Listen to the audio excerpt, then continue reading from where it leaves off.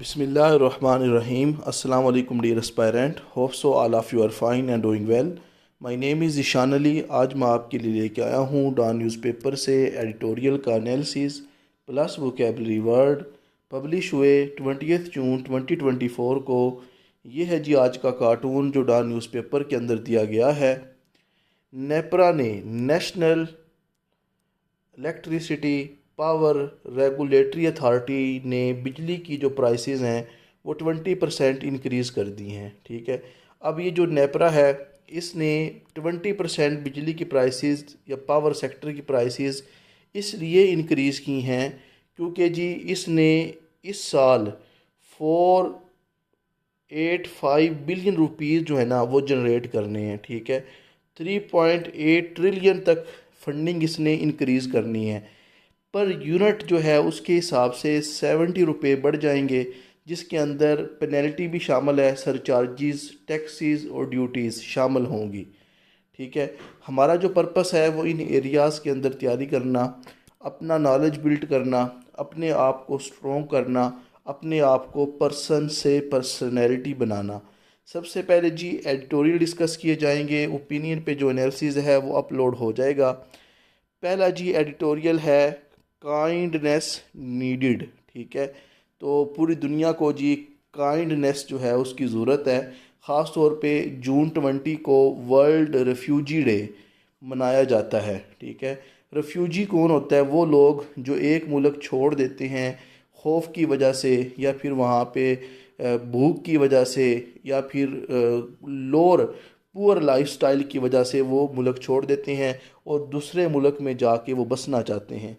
जिस तरह पाकिस्तान से भी बहुत से यंग लोग जो हैं वो मुल्क छोड़ते हैं. ठीक है, यूरोप में जाना चाहते हैं अपनी लाइफ बेहतर करने के लिए. इसी तरह पूरे मुल्क में जो गरीब मुल्क हैं उनके जो सिटीज़न हैं, उनके जो रहायशी होते हैं वो अपना मुल्क छोड़ के दूसरे मुल्क में जाते हैं रोज़गार के लिए, खुशहाली के लिए और पैसे कमाने के लिए. और जिस तरह गज़ा के अंदर वार चल रही है, सीरिया के अंदर वार चल रही है, म्यांमार भी जुल्म होता है. ठीक है, तो ये लोग भी क्या करते हैं अपने मुल्क छोड़ के दूसरी दुनिया में जाना चाहते हैं. ठीक है, तो कहता है कि जितने भी रेफ्यूजीज़ हैं ना जो मुल्क छोड़ के आते हैं ये बहुत ही मारे हुए लोग होते हैं.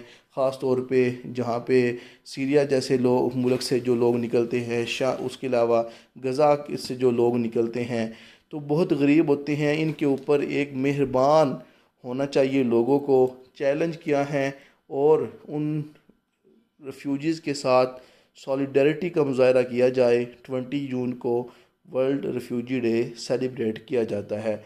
रेफ्यूजीज़ जो हैं पूरी दुनिया के अंदर इनको बेशुमार चैलेंज फेस करना पड़ते हैं.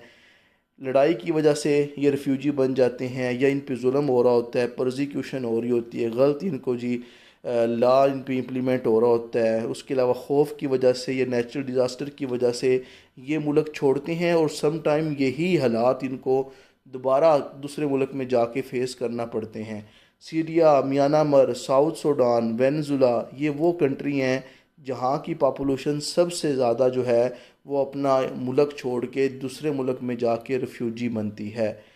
उसके अलावा जी number of forcibly displaced people reaches 100 million. 100 million ऐसे लोग जो हैं पूरी दुनिया के अंदर वो रेफ्यूजीज़ बन गए हैं क्योंकि उनको फोर्स किया जाता है. कुछ फैक्टर्स हैं जो कि उनको निकाल देते हैं, उनको रेफ्यूजी बनने पे मजबूर कर देते हैं. और यूनाइटेड नेशन का जो इदारा है, यूनाइटेड नेशन ह्यूमन कमीशन और रेफ्यूजीज़, उसके मुताबिक जो ये डाटा है कि कुछ लोग जो रेफ्यूजीज़ हैं वो असाइलम सीकर होते हैं. असाइलम आपको पता ही होगा कि वो लोग जो जिनको अपने मुल्क में खौफ होता है और किसी दबाव की वजह से वो अपना मुल्क छोड़ते हैं, जिनकी जान को ख़तरा होता है, वो दूसरे मुल्क में जाके असाइलम ले लेते हैं. ठीक है, उनके पनाह गुज़ीर बन जाते हैं. अब जी ये डिफरेंट जो United nation human commission refugees है वो डेवलपमेंट रेफ्यूजीज़ के लिए काम करता है, उनको सपोर्ट करता है. ठीक है, जो लोग वार की वजह से मुल्क छोड़ते हैं, जिस तरह यूक्रेन में वार लगी तो यूक्रेन से लोग छोड़ के यूरोप जा रहे थे. इसी तरह भी आपने देखा गज़ा के अंदर वार लगी हुई है, गज़ा के लोग छोड़ के कि कहीं दूसरे सेफ़ कंट्री में चले जाते हैं। इसी तरह कुछ लोग पाकिस्तान से और इधर इंडिया से, अफ़गानिस्तान से, वो भी क्या करते हैं जी, बॉर्डर क्रॉस करके चले जाते हैं तुर्की, ठीक है। और फिर तुर्की से वो मेडिटेरियन सी क्रॉस करते हैं, या फिर और समंदर क्रॉस करके वो यूरोप में जाते हैं, यूनान जाते हैं। पिछले साल भी आपने देखा कश्ती डूब गई, ठीक है। तो ये जुनून है, ख़ास तौर पे मंडी बहाउद्दीन के लोग और गुजरात के लोग ये डंकी लगाते हैं, ठीक है। डंकी आपने लफ्ज़ सुना होगा कि ये लोग इलीगल वे में दूसरे मुल्कों में जाते हैं अपनी लाइफ बेटर करने के लिए, खुशहाली के लिए और स्टैंडर्ड जो है वो लेने के लिए। कहता है कि ये देखें हमारे पास अफ़गानिस्तान से बहुत ज़्यादा लोग जो हैं वो निकल गए, रेफ्यूजी बन गए, क्योंकि वहाँ पे जब वार हुई है, ठीक है, उसके बाद अभी वहाँ पे जब तालिबान की हुकूमत आ गई 2021 में, अमेरिका वहाँ को छोड़ के चला गया है, तो वहाँ पे कैद की हालात है, बड़ी सख्त हालात हैं। तो जिनके पास पैसा है, जिनके पास जिनका भी हाथ पड़ता है वो रेफ्यूजी बन जाते हैं। म्यांमार के ऊपर भी हंगरिया रोहिंग्या मुस्लिम जो हैं उन पे जुल्म हुआ, वो भी छोड़ के चले जाते हैं। एरिट्रिया ये भी उसमें आता है, अफ्रीका कॉन्टिनेंट में, Somalia, south Sudan, democratic Republic of Congo, central African Republic, Sudan, Syria, ये सारे मुल्क हैं जिनके जो लोग हैं वो क्या बन गए हैं जी, रेफ्यूजीज़ बन के हैं, और इनका नंबर भी बहुत ज़्यादा है, ठीक है।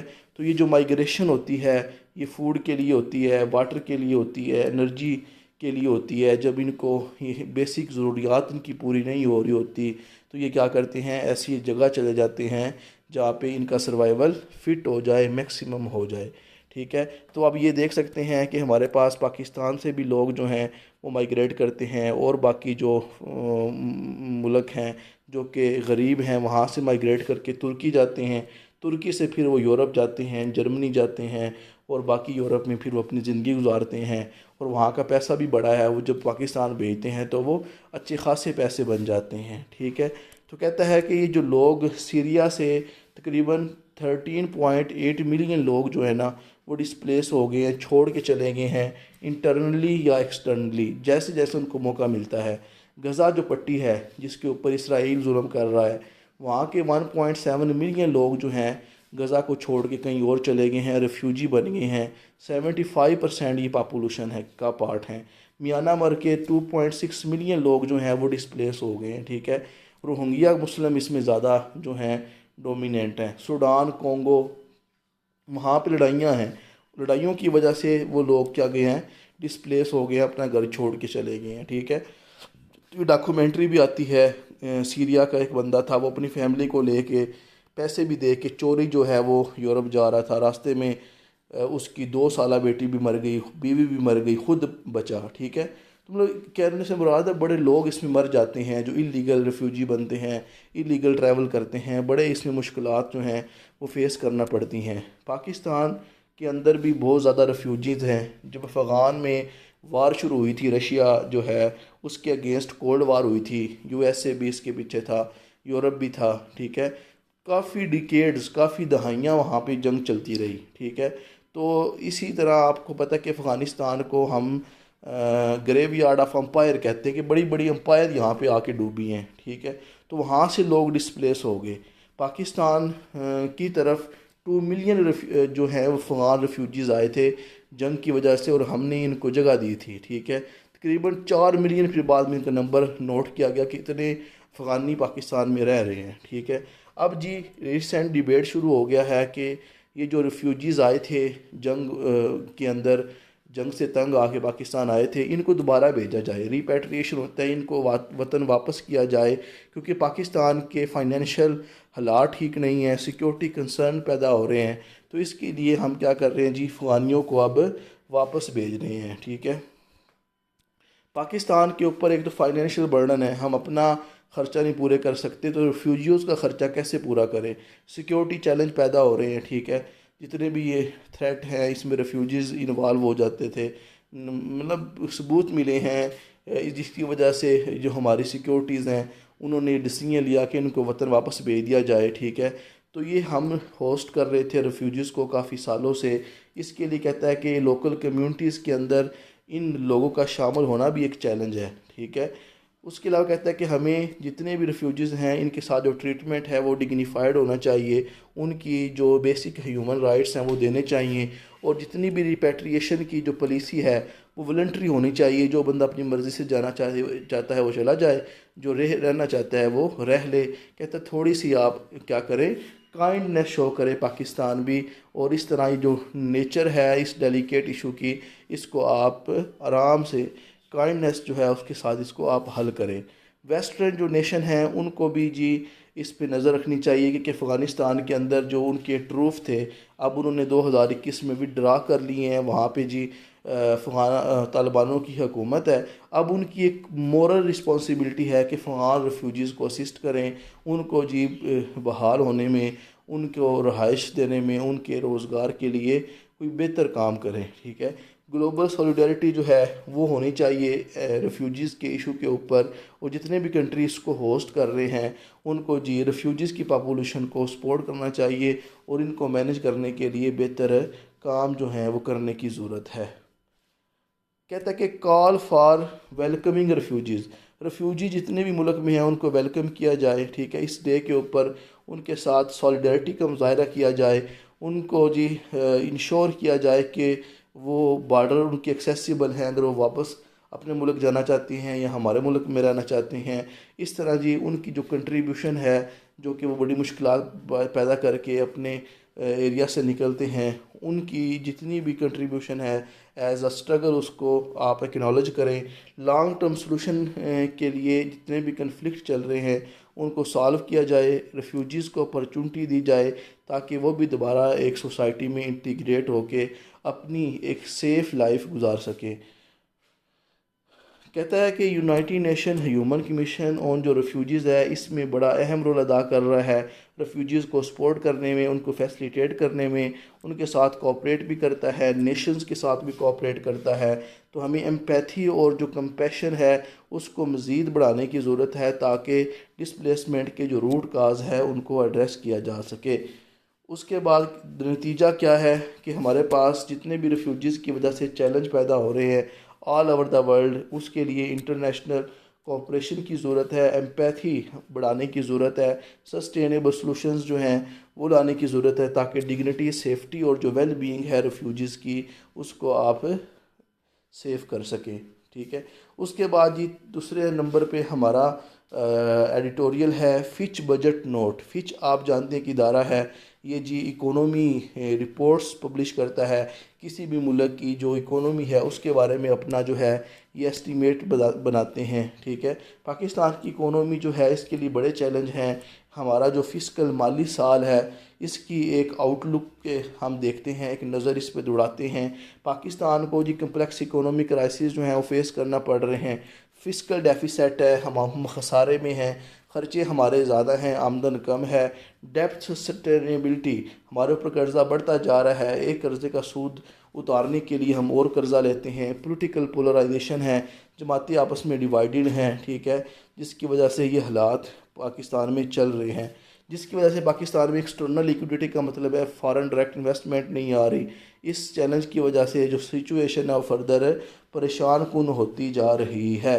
पाकिस्तान की इकोनॉमी जो है वो भी अगर देखा जाए तो कोई ख़ास, एशियन डेवलपमेंट बैंक जो है उसके मुताबिक 0.3% ग्रो करनी थी 2023 में, और 2024 में उन्होंने कहा है 1.9%, जो कि बहुत थोड़ी है, कम से कम 7-8% से ज़्यादा ही होनी चाहिए। तो ये भी जी एक रिपोर्ट आई है 2024 में, वर्ल्ड इकोनॉमिक आउटलुक है, कहता है अकॉर्डिंग टू आईएमएफ के मुताबिक पूरी दुनिया के अंदर पाकिस्तान की जो इकोनॉमी है ना वो लो रहेगी, महंगाई ज़्यादा होगी। दूसरी तरफ वियतनाम, इंडिया, बांग्लादेश जो है ना वहाँ पे कहता है कि ग्रोथ भी इनकी ज़्यादा होगी और इन्फ्लेशन जो है वो लो रहने की उम्मीद है, ठीक है। तो ये आप देख सकते हैं आईएमएफ का जो वर्ल्ड इकोनॉमिक आउटलुक है उसके मुताबिक इकोनॉमी जो है उसके बारे में प्रिडिक्शन लगाई जा रही है। इसी तरह कहता है कि जो फिच है ना ये इदारा है जो इकोनॉमी स्टेटमेंट देता है, इसके मुताबिक कहता है कि पाकिस्तान हैवी बजट जो है वो लेके आया है, टैक्स बढ़ाने की इसमें बातें की गई है, टैक्स नेटवर्क को हाईलाइट किया जाए, बढ़ाया जाए। इससे क्या होगा जी, एक तो आईएमएफ खुश होगी, ठीक है, और आईएमएफ हमें और फंडिंग देगी। जिस तरह मैंने आपको बताया था कि एक गाँव में गरीब आदमी है, ठीक है, वो पैसे लेता है चौधरी से और दुकान खोल लेता है, ठीक है। अब उस दुकान में जो उसकी आमदन होती है उससे उससे घर का खर्चा भी चलता है और जो बचत होती है वो कर्ज़े की किस्त भी चौधरी को देता है, ठीक है। अगर वो जो दुकानदार है उसके घर फौतगी होती है, वो अपनी दुकान बंद कर देता है, ठीक है, काफ़ी दिन बंद है, तो चौधरी जाता है दुकानदार के पास, भाई जाओ दुकान खोलो, दुकान चलेगी, पैसा आएगा, उस पैसे से तो आप मेरी किस्त दोगे ना। इसी तरह पाकिस्तान की जो इकोनॉमी है ना, उसके ऊपर आईएमएफ अपना हाथ डालता है जब भी आपने आईएमएफ से पैसे लेने हैं। आईएमएफ की जो रिफॉर्म्स होती हैं, आईएमएफ के जो मुआहदे होते हैं, एग्रीमेंट होते हैं, उसके तहत आईएमएफ ऐसी इस्तेलाहात आपके मुल्क में लेके आती है जिससे आपका मुल्क भी चले और आईएमएफ को अपना कर्ज़ा की सूद के साथ कर्ज़ा भी मिल जाए। तो कहते हैं आईएमएफ जो है वो भी आपको फ़ंड देगी जब आप ज़्यादा टैक्स इकट्ठा करेंगे। उसके अलावा कहता है कि इस साल हमने क्या करना है जी, अपने खसारे कम करने हैं और एक्सटर्नल जो प्रेशर्स हैं उनको कम करने हैं। इकोनॉमिक ग्रोथ ये हमारे पास इदारा है इंटरनेशनल फिच के मुताबिक 2025 में 3% रहेगी, ठीक है। और कहता है कि ये जो हमारे पास ग्रोथ है ना जी, उसके लिए हमें क्या करना होगा जी, हमें जी सख्त जो है मेजरमेंट लेनी होगी और बड़े ही सिंपली इसका मतलब ये है कि अगर इस साल जो फिच है उसके मुताबिक आपकी ग्रोथ 3% होगी, लेकिन उसकी वजह से आपको ख़बरदार किया जा रहा है कि आपकी फिर ग्रोथ नहीं होगी इकोनॉमिकली, क्योंकि ज़ाहिर बात है जब आप कर्ज़े पे गवर्नमेंट चला रहे हैं या इतना जो स्ट्रिक्ट बजट है इसके मुताबिक आप बिला वजह फिर जो डेवलपमेंट पे ख़र्चा नहीं करेंगे, ठीक है, तब जाके बड़ी एहतियात के साथ आप जो है 3% जो इकोनॉमिक ग्रोथ होगी, लेकिन ये कोई इम्पैक्टफुल ग्रोथ नहीं है, ठीक है। कहते हैं कि अभी भी जो अनसर्टेनिटी जो है वो पैदा हो रही हैं। गवर्नमेंट जो है जो उसने वादा किया है कि हम रिफॉर्म्स को इम्प्लीमेंट करवाएंगे, तो कहता है कि गवर्नमेंट अब किस तरह अपने जो फिस्कल टारगेट है उनको पूरा करेगी कि हमारा जो ख़र्चा ज़्यादा है, आमदन कम है, उसके लिए कहता है कि गवर्नमेंट को चाहिए कि वो अपने जो एक्सपेंडिचर जो वो ज़्यादा करते हैं लोग, उनको कट किया जाए और उसके अलावा रेवेन्यू जनरेशन के ऊपर फोकस किया जाए। उसके अलावा कहता है कि जीडीपी की जो रेशो के हिसाब से अपना जो डेप्थ है हमने उसको रिड्यूस करना है, महंगाई को कम करना है, इंटरेस्ट रेट की जो कॉस्ट है, जो कीमत है, वो फिर क्या पे करनी है। ज़ाहिर बात है जब हम कर्ज़ा लेंगे तो ऊपर हमें इंटरेस्ट भी पे करना है। उसके अलावा कहता है कि जो हमने प्रोजेक्ट लोअर ग्रो 2.3%, वो तो फिच की रिपोर्ट थी। ग्लोबल जो हमारे पास रिपोर्ट आई है वर्ल्ड बैंक का पाकिस्तान की इकोनॉमी पे ये व्यू आया है कि पाकिस्तान की जो ग्रोथ है वो 2.3% होगी, जो फिच की निस्बत कम है। फिच ने कितनी का है, 3% का है, ठीक है। तो उसके अलावा कहते हैं कंसर्न पैदा हो रहा है, लोग जो है उस पर क्वेश्चन कर रहे हैं कि क्या फिस्कल टारगेट अचीव किए जाएंगे, क्या जो रेवेन्यू है हमने जो बजट के अंदर बात की है कि रेवेन्यू हमारा थोड़ा है, उसको हम कैसे जनरेट करेंगे, जो हम टैक्स नेटवर्क को बढ़ाना चाह रहे हैं क्या वो इम्प्लीमेंट होगा, एक्सपेंडिचर जो बिला वजह होती हैं क्या वो कट किए जाएंगे। उसके अलावा कहता है फिच एंड मूडीज़, ये दो इदारे हैं, इनके मुताबिक कहता है कि एक्सटर्नल जो लिक्विडिटी है पाकिस्तान की वो लाने के लिए, फॉरेन डायरेक्ट इन्वेस्टमेंट लाने के लिए और जो फंडिंग है पाकिस्तान की, ठीक है, उसको बढ़ाने के लिए हमें काफ़ी काम करना होंगे और ये हमारे लिए एक बड़ा चैलेंज है। जिस तरह इसके लिए पॉलिटिकल स्टेबिलिटी का होना ज़रूरी है, सिक्योरिटी के जो इशू उनको हल किया जाए, और ये जी करेंसी कन्वर्जन साइकिल जो है उसके मुताबिक पाकिस्तान हाई रिस्क पे है। हमें जी बाहर से फाइनेंस की ज़रूरत है ताकि हम क्या कर सकें जी, अपनी इकोनॉमी को सस्टेनेबल बेसिस पे रिकवर कर सकें और जो हमारा कर्ज़ा बढ़ता जा रहा है उसकी इंटरेस्ट भी हम पे कर सकें। उसके अलावा कहता है कि हमें जी इम्पोर्टेंस जो है सस्टेनेबल रिफॉर्म्स लाने की ज़रूरत है ताकि जो बजट टारगेट हमने बनाए हैं अगर उनको हमने अचीव कर लिया तो हम क्या कर सकते हैं, एक्सटर्नल फाइनेंस को सिक्योर करके अपनी इकोनॉमी को लिटिल बिट जो है वो स्टेबल कर सकते हैं। तो मेन क्या किया गया, पाकिस्तान की जो इकोनॉमी की जो स्ट्रेटजी है वो किससे जुड़ी हुई है। हिंज का मतलब है कि सबसे पहले तो हम अपनी जो रिफॉर्म्स हैं उनको क्या करें जी, इम्प्लीमेंट करें, अपना जो खसारा है फिस्कल उसको महदूद करें, कम से कम खर्चा करें, ठीक है। उसके अलावा कहता है एक्सटर्नल जो फाइनेंस है वो लेके आएँ, और जो एफडीआई ना आने के जो रिस्क पैदा हो रहे हैं उसको कम करें, ठीक है। सस्टेनेबल ग्रोथ करें, तब जाके आपकी इकोनॉमी स्टेबल हो सकती है। उसके बाद जी लास्ट पे तीसरा है क्रुएल्टी टू एनिमल, जानवरों पे जुल्म, ठीक है। ये आपने ख़बरों में भी सुना होगा। कैमल लेग जो है वो संघार या लफ्ज़ है, ये सिंध का एक इलाका है, सागर या जो है यहाँ पे जी एक जो कैमल है वो क्या कर रहा था, फोरेजिंग, फूड की तलाश है, मतलब कह लो कि एक वडेरे की फार्म में आ गया, लैंड लॉर्ड की खेत में जो है आके चरना उसने शुरू कर दिया। तो क्या हुआ जी, लैंड लॉर्ड के जो मज़ारे थे उन्होंने उस की टांगे जो है वो काट दी, उस ऊँट की जो कि वो चरने आया था, ठीक है। बेज़ुबान जानवर पे उन्होंने इतना जुल्म किया, इसके अगेंस्ट एक्शन भी ले लिया है सिंध गवर्नमेंट ने। रावलपिंडी के करीब भी क्या हुआ, एक डंकी जो है उसके कान काट दिए, ठीक है, क्योंकि दो जो लोग हैं वो अपनी ज़मीन पे झगड़ा कर रहे थे और एक गधे को बीच में उन्होंने कान काट दिए। तो आप देख सकते हैं जी सिंध गवर्नमेंट जो है वो क्या करेगी जी, आर्टिफिशियल प्रोस्थेटिक लेग जो है वो इंपोर्ट करेगी यूएई से, ठीक है। तो इसको जी महफूज करने के लिए वेटनरी डॉक्टर जो है उनको भी भेजा जाएगा। इसी तरह ये गधा जो है डंकी, इसके कान काट दी, कितना बेज़ुबान पे जुल्म है, ठीक है। तो इसका मेन क्या था जी, लैंड पे झगड़ा था तो उसके गधे के उसने कान काट दी, ठीक है। सिंध गवर्नमेंट जो है उसने मुदाखलत की है, ख़ास तौर पे जो ऊँट के लिम्ब काटा है उसके लिए वेटरनिटी केयर देने का उन्होंने वादा किया है कि ऊँट को वेटरनिटी केयर दी जाए जो कि ज़ख्मी है, और यूएई से उसकी जो आर्टिफिशियल लेग है, प्रोस्थेटिक लेग, वो इंपोर्ट की जाएगी। उसके अलावा कहता है कि suspect involve in both incident, और जो इन दोनों में इन्वॉल्व थे, जिन पे शक था, ठीक है, जो मुजरम थे, हैव बीन एप्रीहेंडेड में इनके उनको हिरासत में ले लिया गया है। Legal cases have been initiated against them, उनके अगेंस्ट जो है वो लीगल एक्शन स्टार्ट हो गया है, ठीक है। सिस्टेमिक इशू, ठीक है। तो कहता है कि ये जो इंसिडेंट है ना ये हाईलाइट करते हैं कि एनिमल्स की जो क्रूरटी है ये फैलती जा रही है जूज़ के अंदर भी और सोसाइटी के अंदर भी, सर्कस के अंदर भी और कम्युनिटीज़ के अंदर भी। इसको हमें कम करने के लिए सिस्टेमिक वे में हमें इस इशू को हल करना है। लीगल एंड सोशल मैयर, कहता है कि कॉलोनियल एरा से लेकर जो हम एनिमल क्रूरटी के स्ट्रक्ट लॉज हैं, जो पेनल्टीज़ हैं वो जो हैं हमें फॉलो करना होंगे। और उसके अलावा जितने भी इस तरह के काम करने में इन्वॉल्व हैं, मुजरम हैं, परपिट्रेटर है, जो जुल्म करते हैं जानवरों को, उनको जी सिग्निफिकेंस इनके लॉसेस उनके होने चाहिए, उनको सज़ा होनी चाहिए, सिर्फ थोड़े से फ़ाइन करके उनको नहीं छोड़ना चाहिए, ठीक है।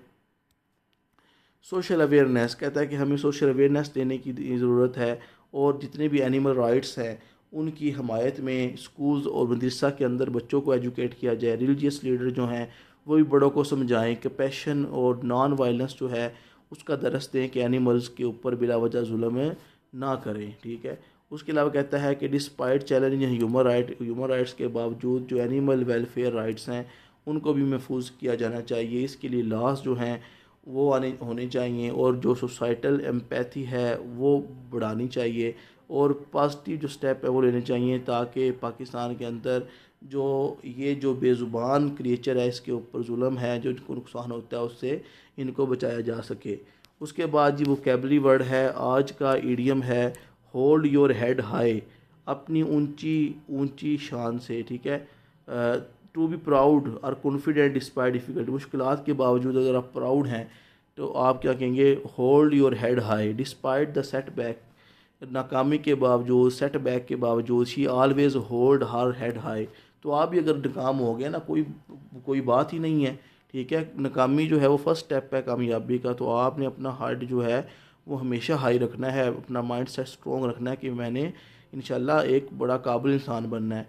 Hold your head up high, ऊंचा सा रखना, वो भी बस अपना कॉन्फिडेंस और प्राइड जो है वो शो करना, जिस तरह एक वडेरा खड़ा होता है, एक आर्मी में चीफ ऑफ आर्मी इस तरह खड़ा होता है, दोनों हाथ कमर पे बांध के, बड़ा हेड जो है वो स्ट्रेट करके।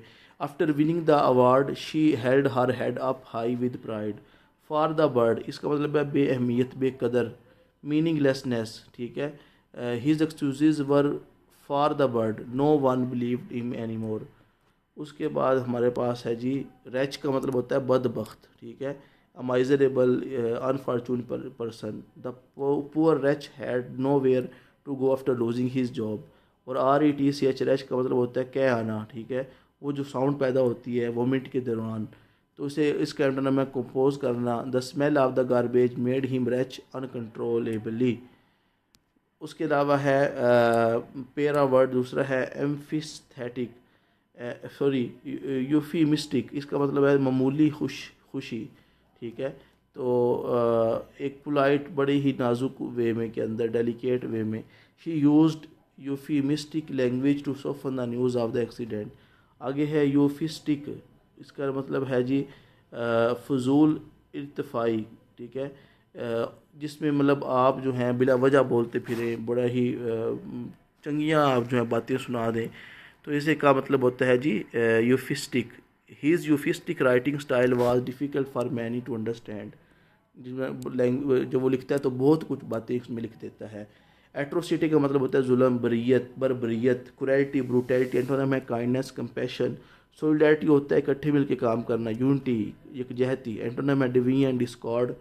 उसके बाद है जी मल्टीफेसेटेड होता है कि एक से ज़्यादा जगहों से जो है वो आप कोशिश करते हैं, ठीक है। इसका एंटोनिम है सिंगल। सब स्टेबलाइजेशन होता है जी वो प्रोसेस जिसमें एक चीज़ को स्टेबल कर दिया जाए, बैलेंस में रखा जाए। एंटोनिम है इंस्टेबिलिटी, वोलेटिलिटी। उसके बाद है क्रूएल्टी होता है जुल्म, ब्रूटैलिटी, सेवजरी, बराबरिटी, इसका सिनोनिम है। Antonym kindness, compassion. सेंसिटाइज होता है वो बंदा जो बड़ा ही एहसास हो, छोटी छोटी बातों पे मुंह बना ले। एंटोनिम है इनसेंसिटिव, अनअवेयर, ठीक है। तो आपने जी अपनी जो सेंसिटाइजेशन है ना, मतलब आपने उसको कन्वर्ट करना है सेंसिबिलिटी में। सेंसिटिव नहीं बनना बल्कि सेंसिबल बनना है। Convert your sensitivity with sensibility. उसके बाद रेजिलियंस होता है वो अमल जिसमें आप दोबारा रिकवर हो जाएं, जिस तरह आपकी ज़िंदगी में मुश्किलात आती हैं आप फिर भी दोबारा हट्टे कट्टे होके वापस आ जाते हैं, ठीक है। मेन स्ट्रीम होता है मरकज़ी बनाना, किसी चीज़ को जो है इंटीग्रेट कर देना। एंटोनिम एक्सक्लूड करना, किसी चीज़ को महरूम करना। रेजिस्टेंस होता है मुज़ाहमत, मतलब आप जो हैं किसी चीज़ को फ़ौरन एक्सेप्ट नहीं करते और उसके अलावा आप अपोज करते हैं। एंटोनिम एक्सेप्ट कर लेना, आराम से अमल कर लेना। प्री एमिनेंट होता है आला बरतर, आउटस्टैंडिंग, सुपीरियर। एंटोनिम है इन्फीरियर, सबऑर्डिनेट।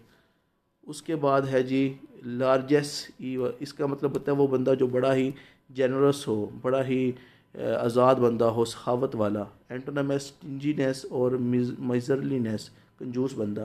ट्रेंचट होता है तेज़, सख्त, शार्पली, ठीक है, जो हर चीज़ को कट कर दे। एंटोनिम है इसका माइल्ड, सॉफ्ट।